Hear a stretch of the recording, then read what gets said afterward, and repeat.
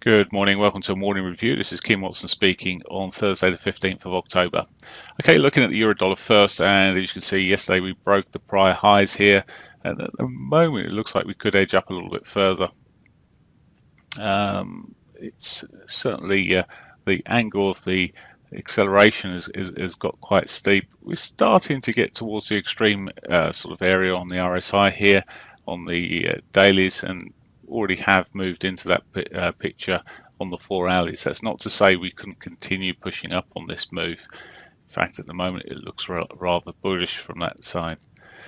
Now, I have drawn this sort of little pattern at the top here. We've got the sort of like a horizontal resistance. If we see that broken after 8 o'clock, maybe it will push up further towards its R1 there. Alternatively, it has got its daily pivot below us, and we've got, with the reasonable hit rate on this, there is a chance that we could actually see a bit of a correction back towards that level. It would still be only about a third of yesterday's movement, so it may even be a reasonable springboard if it did that for continued upside and work off a little bit of the overbought sort of nature of the market. It is also showing a bit overbought on my 4 hourly indicator, so at this level. So it again, as I say, we could see a bit of a correction from that. So there we are. But if it breaks post 8 o'clock, I may actually go with this morning and follow the trend. So that's the euro, the pound. Let's have a look at the bigger picture first, dailies. So daily wise, we've run into the monthly R1. Also, we've run into the 100 MA, but on a strong bar, which is closed pretty close to its highs, which could see a continuation at some point, not necessarily immediately. So again, strong sort of movement. It completely engulfed the body of yesterday's bar, but not quite the tail of it. But it's put us into this sort of pivot swing sort of move. But there's been so much move on this up bar, perhaps it may just consolidate a bit first if it is going to continue running up. Really, it's a bit more difficult. It's not quite so clear in terms of the picture here. If it breaks the lows, well, there is a chance it could come back down towards these hourly 21s or the daily pivot. It looks to me a little bit stronger in some respects in terms of the way it's closed up there. Hasn't yet pushed up a second time, although on the shorter time frames now. So we've got the RSI is getting a little bit towards the extreme areas here, but not particularly massively, and it's got room on the dailies as well, certainly. Now we did have this sort of extreme sort of workout on the top along here and up until the high, which may, as I say, at least we may just push back up into those highs if nothing else from there. But we'll have to see how we are. We're right on the monthly R1 there, but a push beyond these highs this morning after 8 maybe see us working towards a day up to the daily R1. As I say, if a break of these lows, I'll be looking more potentially for a bit more of a retrace before it may continue in that route. Dollar yen, again, another strong strong against the dollar, that is. The yen, it's already pulled back towards its daily pivot here. Let's look at the bigger picture first, though.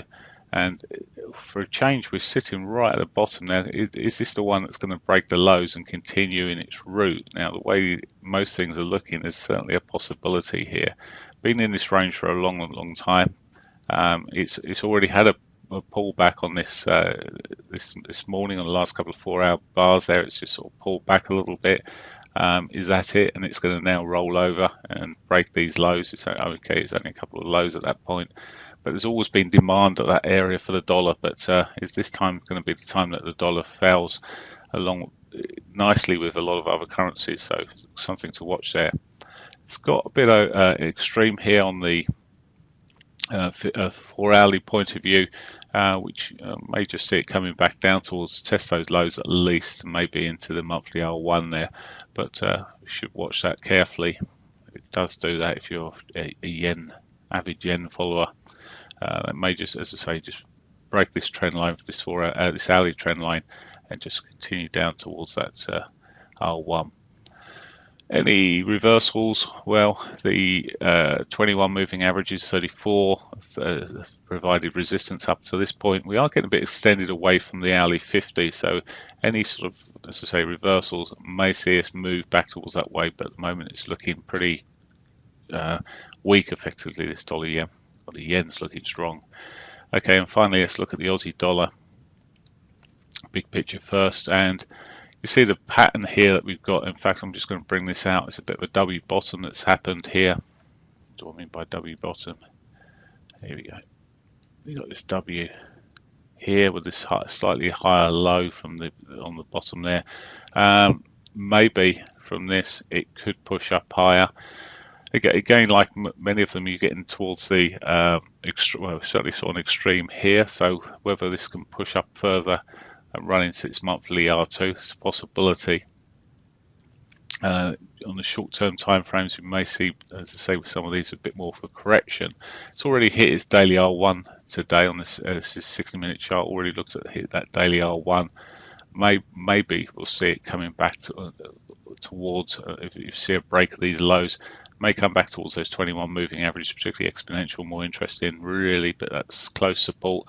Alternatively, it may even come down and catch its daily pivot. So there's a lot of these are stretched quite a long way, but they've got quite long runs towards their daily pivots. But if they do, as I say, break the trend this morning, it may be a slower move back down towards some of those.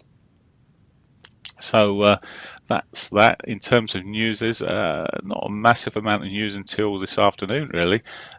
In terms of the key news now, at 1:30, we've got the US inflation figures, and I think that certainly could be quite a mover again. Unemployment claims at 1:30 as well, but the inflation, the biggest thing there. And maybe get a bit of volatility around 3 o'clock when we've got the Philly Fed Manufacturing Index, the Philadelphia Fed Manufacturing Index, around about 3 o'clock. Okay, that's it for me. I hope you have a great day. Bye for now.